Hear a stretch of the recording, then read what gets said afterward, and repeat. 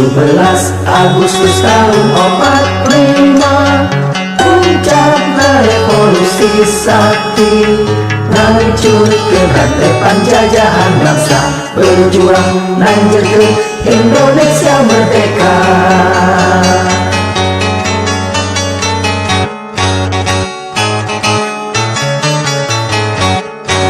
17 Agustus tahun 45, puncaknya revolusi sakti, hancurkan rantai penjajahan bangsa, berjuang lanjutkan Indonesia merdeka. Nusa Waluya Rahayu, bangsa bangsa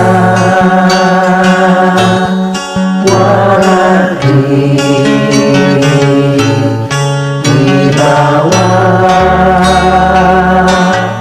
Nadi.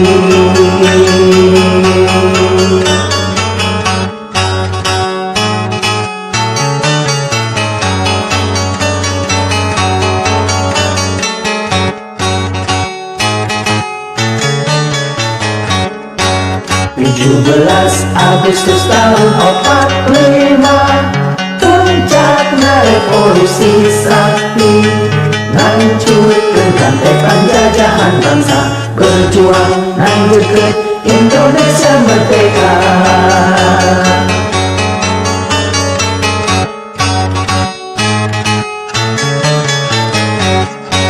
17 Agustus tahun 45, puncaknya revolusi sakti, hancurkan rantai penjajahan bangsa, berjuang lanjutkan Indonesia merdeka.